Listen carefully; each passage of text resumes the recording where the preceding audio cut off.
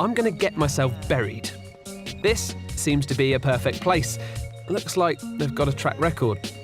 You might think that it's impossible to escape being buried alive because you'd suffocate pretty quickly. So, first up, I want to work out how much time I've got to escape before the lack of oxygen finishes me off. And because I haven't got a total death wish, I've got an ambulance and a doctor standing by to make it all end happily. I'm going to seal you in now. Right, so this is Perspex so you can see me. I can see you the whole time. The clock starts ticking the moment my captor closes the coffin lid. So I'm going to seal you in. Great. From now on, all I've got to breathe is the air sealed into the box with me. Ned's going to measure the oxygen in my blood and the makeup of the air trapped in the coffin. As I breathe in oxygen, I breathe out carbon dioxide, or CO2, and after just 3 minutes, it's the CO2 which starts causing problems. That's the alarm. Oh, but that's our safety feature, to know we're going far out of the normal. Oh, great. So even though that alarm's gone off, we're still going? We're still going. The CO2 that's building up in my blood makes it a lot harder for my blood cells to take up any oxygen, even if it's there in the air that I'm breathing. There's a battle going on inside me. The more carbon dioxide there is in my blood, the less space there is for the oxygen needed to keep me alive. And because, like me, the carbon dioxide can't escape, it's getting more and more concentrated in the air and in my blood.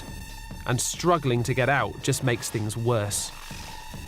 Gotta act like I was trying to break out. You're going to be using your muscles, breathing more oxygen, producing more carbon dioxide.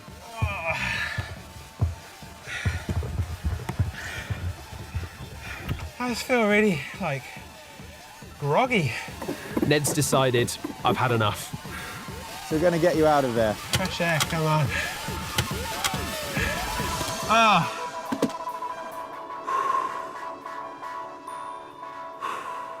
So the question is, how long would I survive if I was really buried alive? Oh, man. When you're fighting to get out of the box, we saw the oxygen levels dropping by about 0.5% in a minute. So you've probably got about, if you're really going for it, 16-minute maximum. Oh, man. So when it comes to being buried alive, time is definitely not on your side. We're going to fire a bullet into it and see if we can see anything interesting. It's not that usual to use your Sunday lunch as target practice, but anatomically, pigs are a pretty close match to us, which makes them excellent stunt doubles. 3, 2, 1.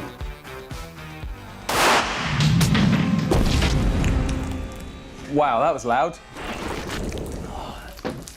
That's a tiny, tiny hole. Did it go through? That's the question. And yes, it did. Yes, it did. For soft targets like flesh, bullets find it very easy just to punch their way through. It looks like the 900-mile-per-hour bullet has ripped a clean line through the pig. But because we can't see what happened on the inside, we're going to fire at some transparent ballistics gel developed by scientists to represent human tissue.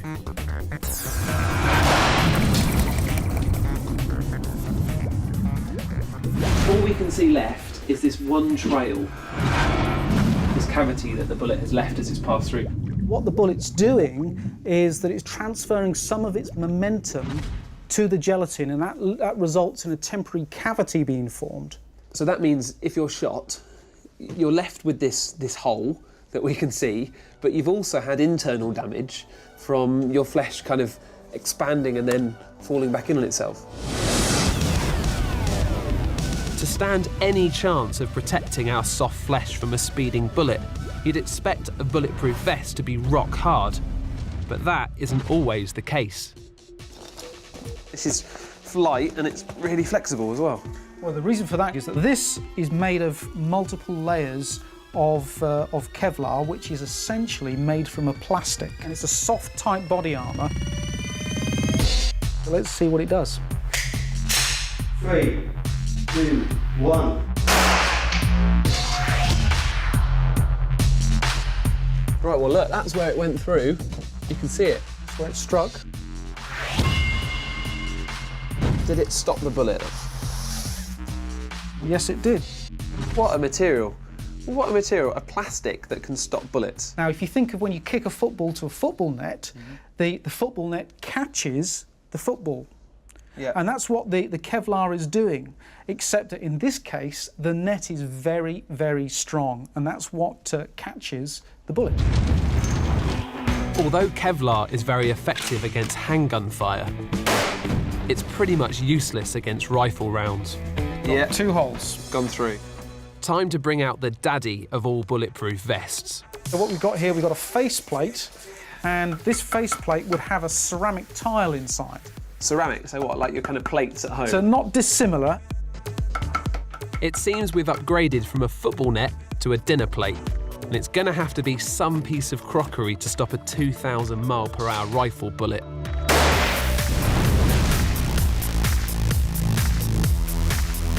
It's gone about half the way through the ceramic. It's not come through the back. So that sniper rifle bullet went straight through the Kevlar, but it didn't make it through this. The fact is, there are thousands of different types of ceramic, and the stuff inside the vest is nearly as hard as diamond. As the bullet comes into contact with the ceramic, the energy of the bullet is being spread over that much larger area. So the Kevlar is like a football net catching the ball, Quite. and this is like just putting up a riot shield and it That's just right, like bouncing a big straight off. disruptor that it can't, can't penetrate through. Good stuff. Wow. Pretty impressed with that. Sniper rifle, and you're still going to be alive. Hey, Steve. Hi, Greg. Nice to meet you. Nice to meet you too. Thanks very much for helping me out with this. No problem. Welcome to King's. So, I believe that you're going to help me find out what humans taste of Try. by taking a muscle biopsy from my leg. Is that right? That's right. We're going to take a small piece of muscle from the outer part of your quadriceps muscle, your thigh, today. OK. Under a local anaesthetic, Steve is going to get right into my leg muscle. That's big. And pull out a bit of tasty thigh. Youth knows no pain. Youth knows no pain. Oh. Okay, relax. Pull. Pull. Ah. Pull. All done. Oh. I felt that. Would you like to have a look at I'd love to have a what look. we've Yes. taken? What we actually can't see, but will be in there, is the connective tissue which wraps around muscle fibres. Is that like when you gnaw on a chicken bone and there's kind of the stringy bits? That's the connective tissue? That's the connective tissue. We're actually a lot more like the animals we eat than you'd think. Analysis of my leg reveals that it's about half the same type of muscle found in chicken breast, but it also contains similar muscle fibres to those found in cuts of beef. To find out what that makes it taste like means travelling to Nottingham.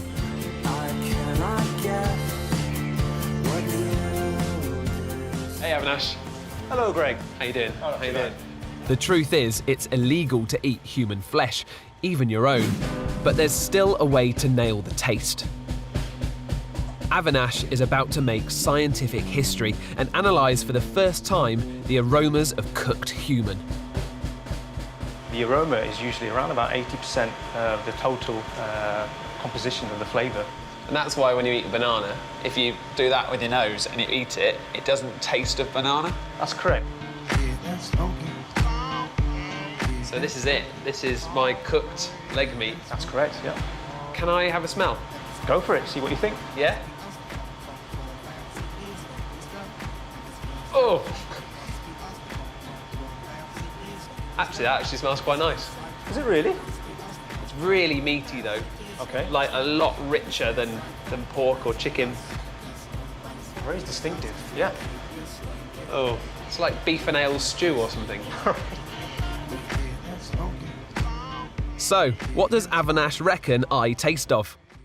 Trending towards sort of the red meat side and also a bit towards the lamb and the pork. So it's a combination.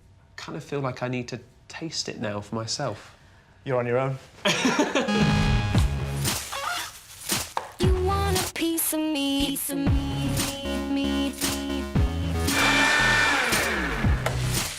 Even if it was legal, I wouldn't want to sacrifice a whole arm to make a real Greg burger. So, I've cooked up a mixture of the meat that came up in the analysis of my cooked thigh. You want a piece of me, piece of me. So So now I've just got to eat it.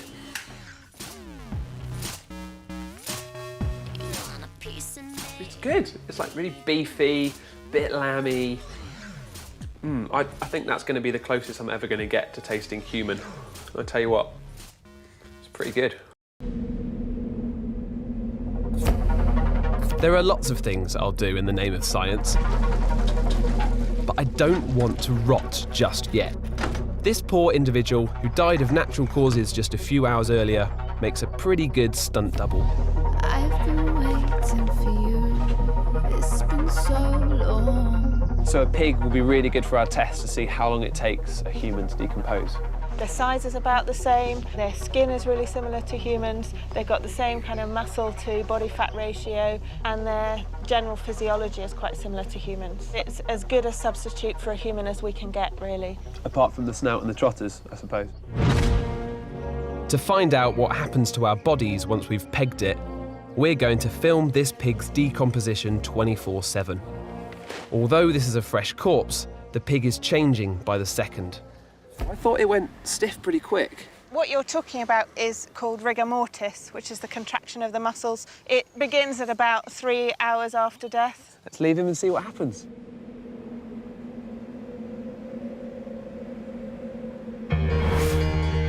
To protect our pig from scavengers, we've covered him with a shelter and netting. But this doesn't stop the flies, which arrive almost immediately as they can smell death from miles away. Soon after, the pig's body is bloated with gases from its rotting flesh. Just a few days later, the corpse is riddled with maggots.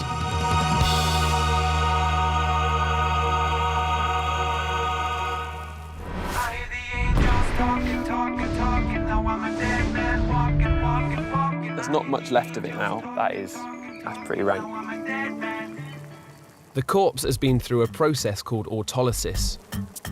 This is where the cells are broken down by their own enzymes, almost like the body is actually eating itself. Looks like it's burst or something. Well, yeah, that's pretty much what has happened. First of all, it bloated with all the build-up of gases inside it, and then the body tissues have liquefied and purged out. And once this happens, the dinner bell rings for these beauties. There were flies kind of coming almost immediately, and that's what's led to the maggots, right? Yeah, they laid their eggs almost immediately around the natural orifices like the eyes and the snout. And the eggs will have been hatching out into maggots, and the maggots will be eating the body tissues. They might be revolting, but maggots can be key witnesses in murder cases. By working out how old the maggots are, pathologists can calculate the victim's time of death. What's all that stuff? Oh, it's all wriggling. That's liquefied body tissue that has then been agitated by the movement of the maggots. That's why it's kind of foamy like that. It's getting to that stage. It really is getting to that stage where the smell is just so rank that I can no longer really stand it. Imagine in 5 minutes' time, everyone in the entire planet was going to jump at exactly the same time. From London to Sydney, Delhi to New York, 6.9 billion people leap in the air. Could they make the Earth move? Ladies and gentlemen, this is something they call a groundbreaker.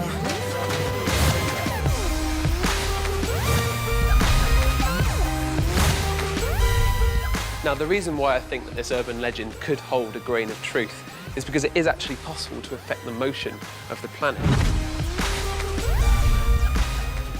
Now, if I set myself spinning, just like the Earth, I go this fast. But if I pull my hands in, I go a lot faster. And it's exactly the same with the Earth. An earthquake can change the speed that the planet rotates by shifting rock around the Earth's crust. This happened recently when the Japanese earthquake made the Earth speed up, shortening the day by nearly 2 microseconds.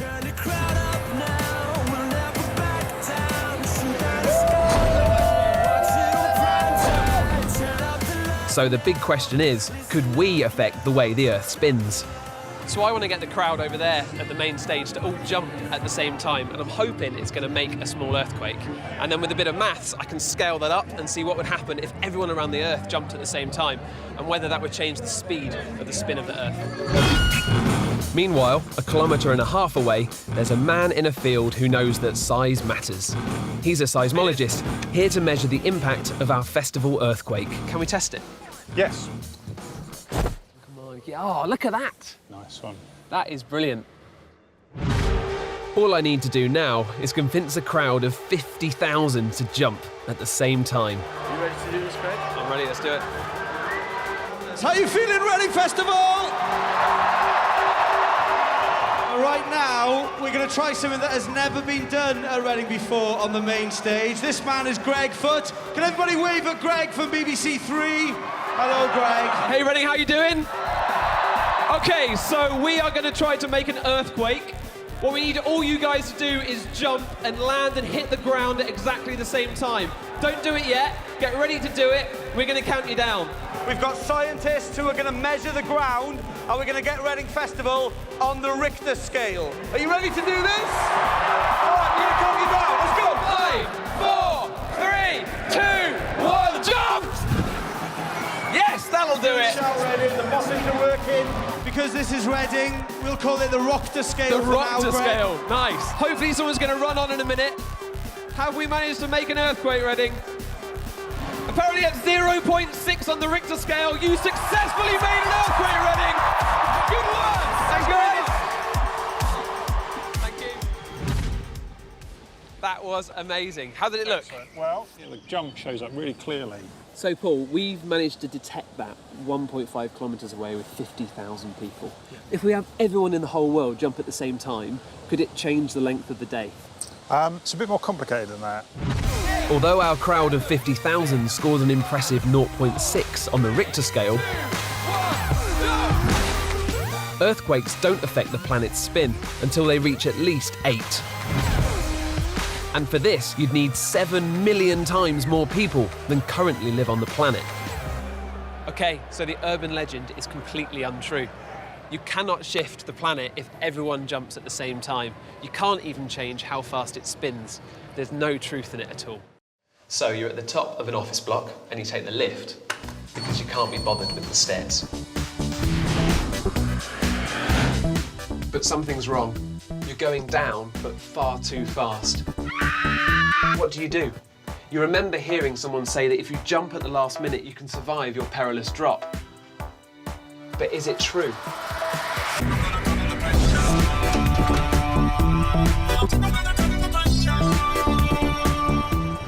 It's time to put the legend to the test with the help of a crane, a portaloo. This is going to be our willing lift drop volunteer. And our body double. We're going to drop him from 30 metres up. Everyone all set? To see what would happen if you did nothing at all. 3, 2, 1. Ah, yes! Oh, that looked painful. Oh dear, that's not good. That's not good, no. God, if that had been me in there, I would have lost both feet. The ankles have completely gone. That is one mangled foot. Looks like if you stand in a falling lift, the force of the impact goes straight through your feet and up through your body. We're gonna need another dummy. So the legend says, if you jump at the last minute, you're gonna be fine. Time to put it to the test. We've rigged up a spring-loaded platform we can use to make our synthetic stuntman jump just before he hits the ground. 3, 2, 1. You've done it. Oh, look at that. Let's get in. Look at the state of his feet. He's still complete and utter broken man, isn't he? Even though our man jumped at the last minute, he was still travelling earthwards quicker than his jump was pushing him up. So if you do find yourself in a falling lift, you can try and jump, but it's going to make such a minor difference to the speed that you're falling. Plus, you don't have a glass-bottomed lift, so you're not going to know when to jump. There is no truth to that urban legend. The Empire State Building is far taller than this tower block, so will a penny fall fast enough to test the legend? Well, at some point, no matter how far it falls, it stops speeding up. You'd think that the further the coin falls, the faster and faster it gets, as gravity accelerates it down to the ground. But gravity isn't the only force that's acting on the coin. It's counteracted by air resistance or drag, which is what you feel when you put your hand outside the window as you're driving along. And the faster you go, the harder it is. So it's exactly the same for the penny. As it gets faster and faster, it gets harder to push through the air. And it's the drag that slows it down. Eventually, drag equals gravity, and the penny can't fall any faster. It's reached its terminal velocity. And the way you work out that maximum speed for the coin is you take a formula, you plug in the density of the air, the area of the coin, the mass of the coin, chug it all around, and you get 67 miles per hour. So a penny can't drop any faster than 67 miles per hour. Andy! But is that rapid enough to make it a deadly weapon? Do you reckon you'll be able to hit me from up there? Trust me, Greg, I will hit you. Okay, let's do this. 3, 2, 1. Rubbish! Oh, close! Yeah. This is not going to happen. But there is another way of getting this penny on target, and fast. How did that one hurt? Did I get the belly button? Yeah.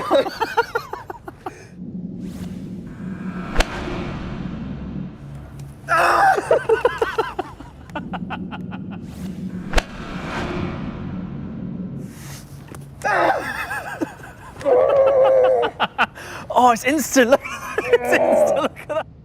It hurts, it's gonna bruise, but it's not gonna kill me. It's just not fast enough. So your highest, 49 mile an hour. It's just not up to scratch. Terminal velocity, we need to get it right up there. How can we do that? I ain't got a plan. What's the plan? Meet Andrew Saville, licensed armourer and supplier of real and fake guns for TV and movies. He's rigged up an air rifle to fire a penny. This is amazing. And we've come to this firing range to see if that will succeed where Andy's arm failed. Let's fire it. Let's see what this thing can do. Oh, so you shoot through that, do you? You do? Yep. And that's going to tell us the speed? It will do. That's cool. You ready? 3, 2, 1. What's it say? It's 97 feet per second. 97 feet per second is about 67 miles an hour, as fast as a falling penny can get. Time to shoot me. Okay, you know what you're doing? Yes. Is it not cocked? No. Okay. Andrew the armourer is not happy with shooting my head. Yeah, left cheek. So he's insisting my ass gets it instead. Dude, your aiming better be good. Great. You ready? Here we go. 3, 2, 1. Yep, this really hurt. But the thing is, it didn't even break the skin. The mighty penny isn't looking very deadly at all.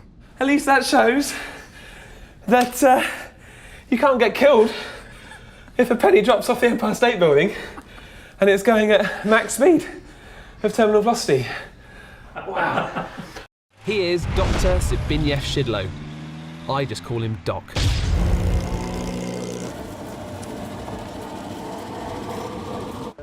Doc and I are on the way to meet Steve Randall. His weather balloons travel to the edge of space, so we're hitching a ride to find out exactly why the sky changes from blue to black. We're going to send up a couple of these cameras in the payload, and then we're going to analyse the footage that comes back. As well as filming the colour of the sky, we'll be taking other readings too. This is a thermometer, and this bit measures atmospheric pressure, or in other words, how much air is left above our craft. And this is the crucial bit, it's the GPS. If we didn't have this, we wouldn't be able to find it again. And that is going to be our payload, the beauty.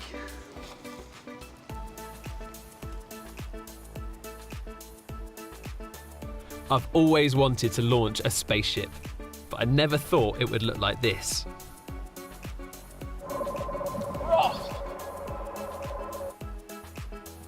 Brilliant.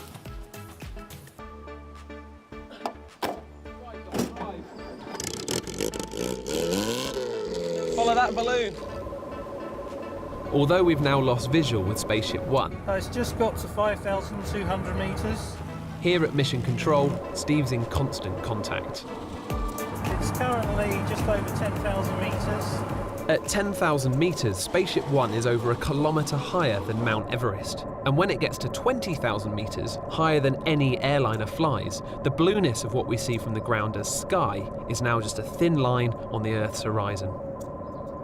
Up here, there's almost no atmosphere at all. The helium in the balloon expands as it tries to fill the void of space.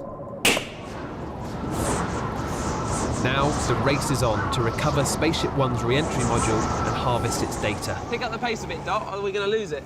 We're up to 33 miles an hour now. How good Come on, Harold. Come on, Harold. So we've got to go to its kind of last known position, roughly, and then try to track it locally. Oh, hang on a minute. Brilliant. Success. Okay, let's get it open. We need to have a look at the footage. Right. Good. Doc and Steve now analyse Spaceship One's data at Mission Control's Research Centre to find out why the sky gets blacker the further you go into space. Straight away, our video shows how the colour blue drains away the higher the balloon gets. But what about the other measurements? What about temperature and atmospheric pressure? Now, if we have a look at the precise colour measurements from those pictures, what we find is that the colour changes a lot as you go higher and higher and higher, until you're a lot higher and it doesn't change as fast. Temperature also changes as you go higher, but it kind of changes at a similar sort of rate until you get to the top. It doesn't change that much. Now the air pressure, the thickness of the air, also changes as you go up, and it does so in a very similar way to the colour. And that's what it's all about. As the air gets thinner, our blue sky fades to black. So the sky is blue because of the thickness of the atmosphere above us, and the light bouncing off all the air molecules and dust particles. Take away that atmosphere and the sky would be black, just like it is in space.